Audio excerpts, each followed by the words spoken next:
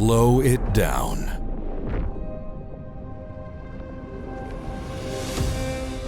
See what the game doesn't give you time to see. The preparation, the precision, the reaction. The difference lives in the smallest moments.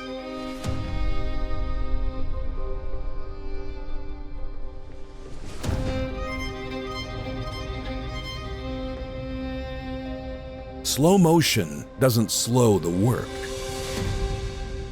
It reveals it. This is where identity is forged, where violence is sharpened into precision,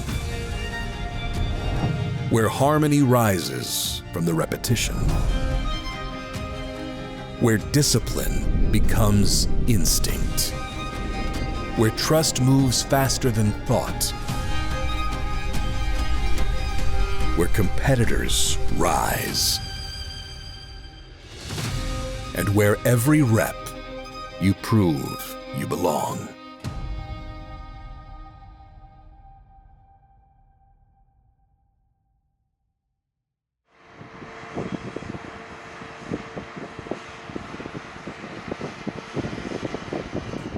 By mid-August, the grind of training camp can start to feel endless. For good reason. After thousands of reps versus themselves, the sight of another jersey is a beacon of hope for the Jets. The real thing is near. Leading into their first preseason game, the Jets host 2 days of joint practices with the Tampa Bay Buccaneers. I expect it to be physical and violent as it always is, when you see another jersey. But I think that's what some were ready for. I think physicality has been there for us internally the whole camp. So I don't think it'll really feel any different, more just excitement that, it's somebody other than our own teammates.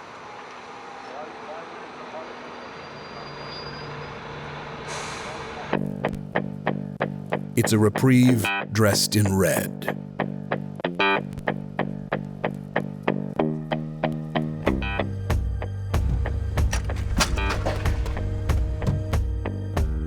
Obviously, we talked about we have 2 different schemes that we're coming in with, and now once you bring in another element from another team, cover structures, run plays, pass concepts, man, it really tests your discipline on how you're doing things. I'm just looking for our guys to improve and be disciplined about what we're doing. Hey, yo, bring it up. From play one, energy and dominate. Hey, the beautiful thing, we ain't got to do nothing different than what we've been doing. We just get to kick somebody else's ass. Y'all feel me? Let's go. Bring it up. Hey, dominate on 3. 1, 2, 3. Dominate. It's going to be a great challenge. We got DB, obviously. He's going to be going crazy. Rest of the D-line. We're going to make some work out there.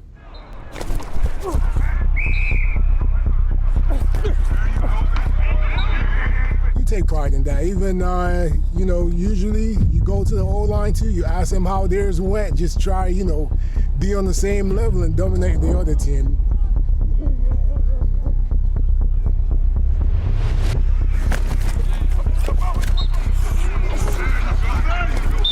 Each day is just about building that and building competitive stamina, because that's what carries you through the season.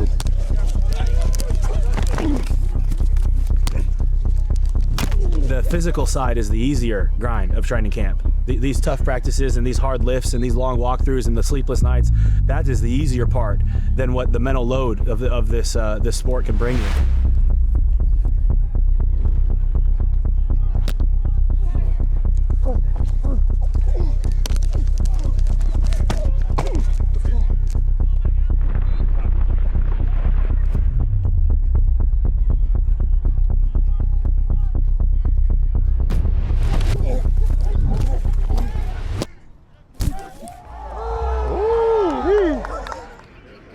During joint practice, the balance between too much and not enough is fine. The Jets are excited to test their mettle. It's always great to go against another team. There's definitely more intensity. They're coming to our house, and this is our place.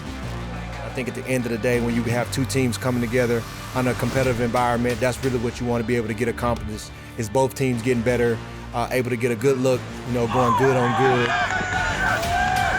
For us, it even raises the level a little higher when you're going against a team that's been to the playoffs a few consecutive years, the last 5-6 years.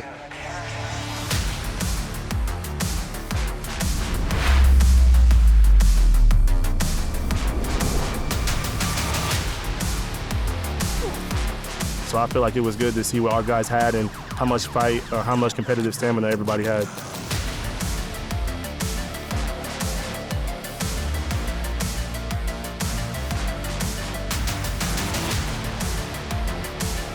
You don't get these opportunities too many times to be able to practice with another team, especially a good team like that, to see exactly where you're at. So that would be my philosophy.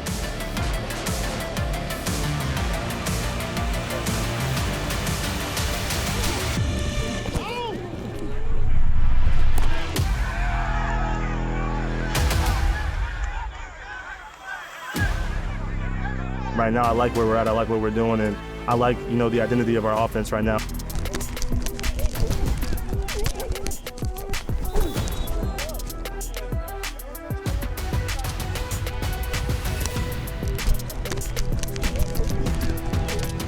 That's the tone setter for each and every game, and if you can get the run going, that's how you open up everything else.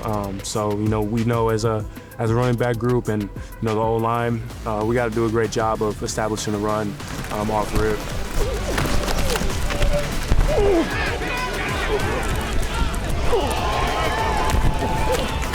It's really hard to go 100%.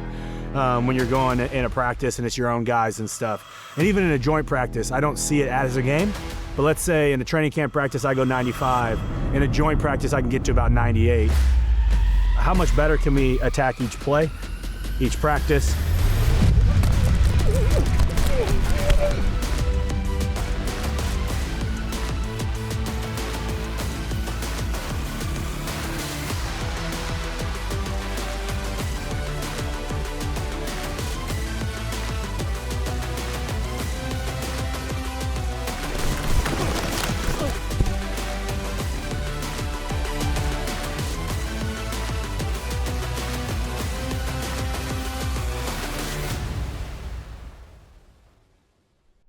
The daily tempo of camp may change, but for some, the fine-tuning continues long after the final horn blows. Learn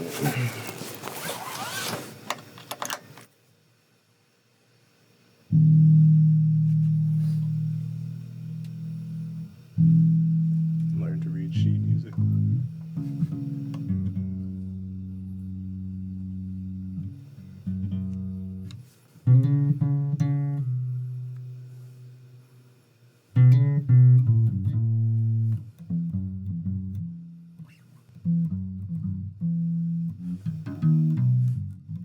Well, for the bass, my grandpa plays bass, and he played bass in the church choir.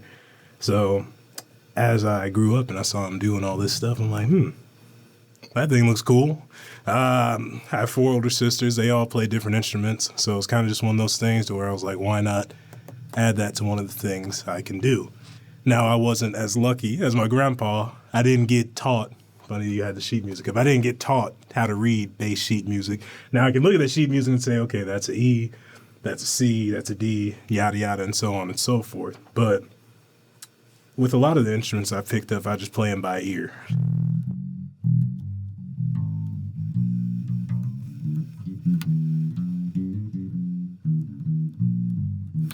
A couple people in my family, mainly my sister and I, have something that's called like relative perfect pitch. Like if you want a middle C, I'll know where middle C is. I know this is an E, and so I just kind of go from there. So when I hear a song, I'll say, okay, well, this is an E major. I'll go ahead and play that.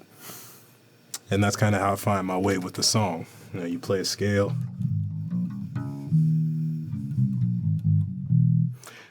And then you kind of hear what notes are. Like I said, this is the E string, that was an E major scale with a little inflection up here instead of making that.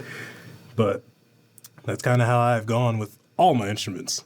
I'm not a bassist, I'm not a pianist, I'm not a violinist, but I'm just a guy that knows how to play music on all those instruments. And I like doing it.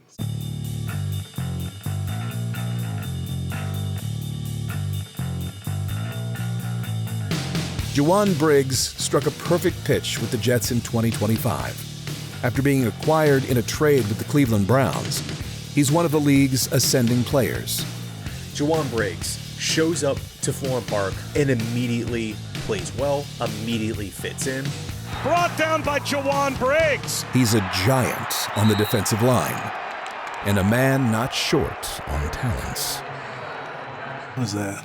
I got a bass for my son. It's like a 3/4 size, but it's a 5-string, so I still mess around on that because it keeps me from going all the way up here, trying to get that 5th string. I got an electric guitar, I got an acoustic guitar. We just got a nice grand player piano that I like to hear.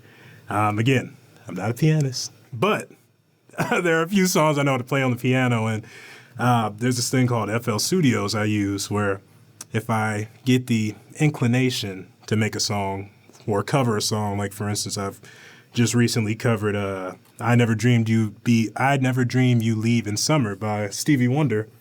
I can go ahead and play it on that player piano. I can plug it up to my computer as I'm playing it, go ahead and play the first track. Okay, I play the right hand there, load that in. Then that's on FL Studios. I can then layer the left hand, layer in the FL Studios. I'll then layer the bass. And then finally I'll go and layer the voice in there when I decide to do it. But I don't got nothing to think. I got some. Take a break. Kind of just escape a little bit. You start drifting off playing something. Like I said, a lot of music for me is playing off of ear. So as I start playing a song, like that song right there is called Olivia. As I start playing a song, I just kind of just start drifting away and kind of getting into my own little world. But it kind of allows for that little breath of fresh air, you know. It kind of just takes you away for a bit. And I think everybody needs to be taken away for a little bit. You know, that's kind of how you have a optimal work environment. Ridi Pagliaccia e ognuno applaudirà. Pagliaccia sul tuo amore infranto. From the outside looking in, you know, a football game might look like a cacophony, especially D-line play.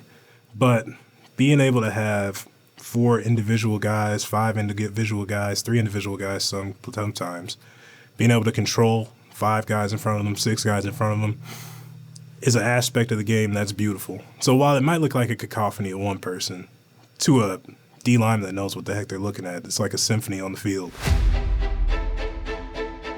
It is game night here at MetLife Stadium. A new season in the NFL, which means renewed optimism for Jets fans heading into 2026. Preseason action tonight, the Tampa Bay Buccaneers in town to meet the New York Jets. Yeah, I just think, you know, just developing more of the chemistry that we have, just learning each other's play styles. And just learning what's our best moves, you know, with each other, or you know, our best ways to do this and that. You know, just learning that chemistry.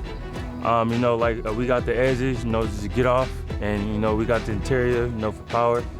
But all together, you know, we can make some work. Crazy, bro. Yeah. Yo, come on, let's go. Hey, come on, bring it in, tap in with the boys, man. Hey, can I see some smiling faces? Yeah. Get somebody. Yeah. This is where we show the whole world what big skill we are, man. Big skill on 3. 1, 2, 3. Big skill, release. Hip turn, pull, slide, swim. Facing me. Coach, you got him. Pull, slide, swim, facing me. There you go. Open those hips, let's go get it. You know, I've had a lot of defensive line coaches in the NFL, and when Coach Dunbar was announced that he would be the D-line coach here, it was the most I've ever had players and coaches reach out to me and tell me about how much they liked Dunbar. And so off the bat, I already knew from people I really respected that they had a really high opinion of him. Hey, y'all got to check. Y'all got to rest. Pull, bro. Was able to keep the meeting upbeat enough and create a togetherness in the D-line room. But he's also able to hold the standard and to coach you really hard and to say, this is how we do it, and if you're not, we're not playing you. I've really enjoyed our short time together, and I really look forward to having his tutelage. You know, there's a chance I could have my best season of my career because he's coaching me. Let's go now. Hit some. Yeah, let's go, Swat. Swallow 2. Swat 1, 2.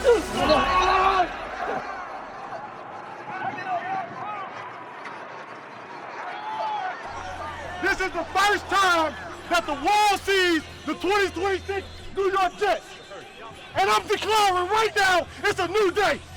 It's only one way you play this game. It's with your heart and your hair on fire. Let's turn it loose, dog. Hey, family on me. 1, 2, 3. The Jets' defensive line is a rebuilt unit. As they take the field for the first time this preseason, they'll look to set the tone against the Bucs. If you look at any successful team, you want the defensive line to be the tip of the spear.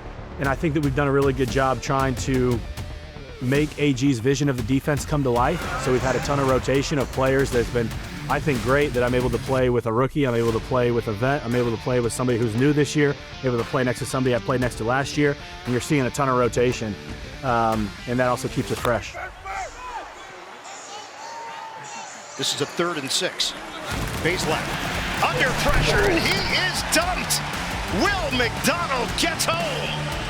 McDonald and Bailey were both involved on the pass rush. Baselak stepped up in the pocket into the waiting arms of Will McDonald. And the Jets with their first sack of the preseason. This is what the Jets are looking for from this front.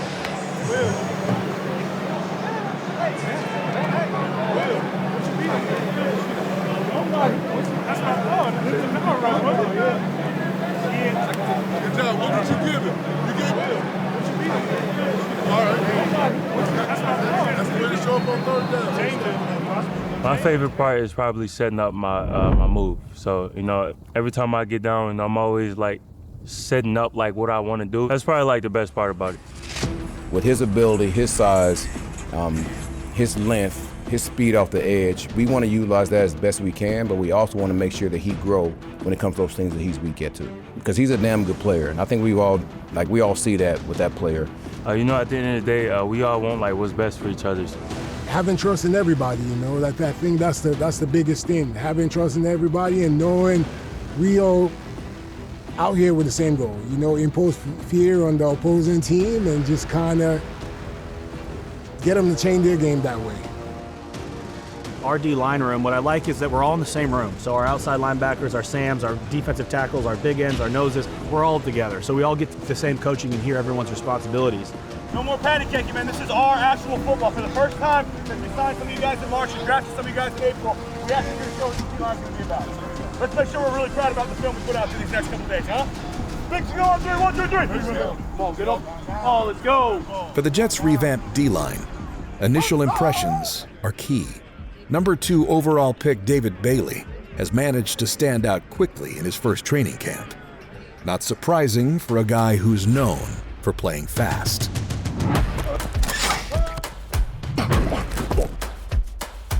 We all know that he's a good player. We all know that he's a damn good pass rusher. I'm more excited to be able to coach him and be able to say, okay, this is what we got to do in these situations. These situations, I expect you to do that. When these situations, when you don't win, I want to coach you how to make sure you operate in that situation. He works ridiculously hard. He doesn't act like he's the 2nd overall pick.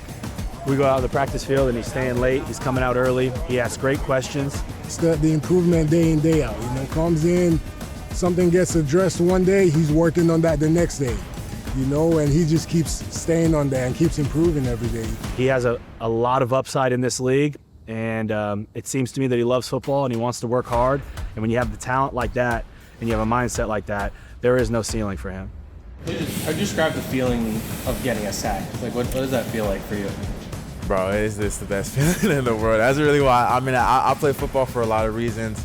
That I can go on why I love football, but yeah, getting a sack, that's one of, it's literally probably the best feeling in the world. So. All the talent, everything that you saw coming out of college was real. He's not looking at where he's at right now. He's looking at where he's going to be, 2 years from now. I mean, that's how competitive he is. But that's what we're working on. I mean, how do we get him to get to that next level? And it's going to take practice after practice after practice to be able to do that. Trey, this defensive line, I think they're a group that's better than I even thought there was going to be. Phillips looks good. Onyemata looks good. David Bailey, we've talked about. Will McDonald's had a much better week.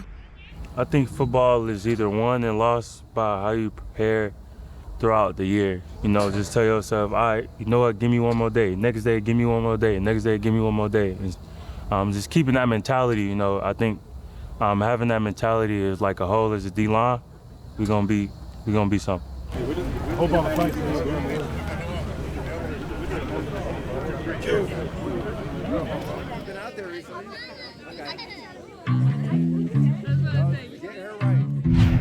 And then it switches up.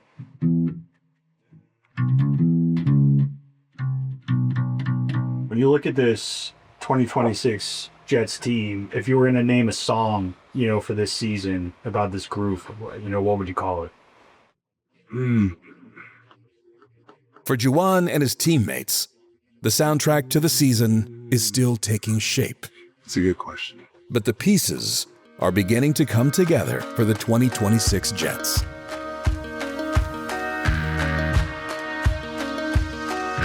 The base of any great team starts in the trenches.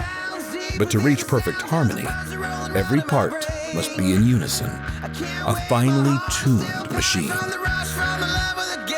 Handoff, Brees Hall looking for running room, gets outside, turns the corner, breaks the tackle.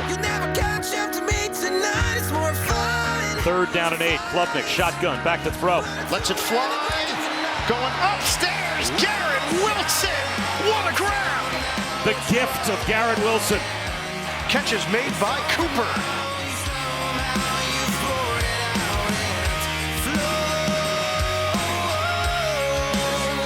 While the title for the 2026 Jets has yet to be written, halfway through training camp, the group is on the right track.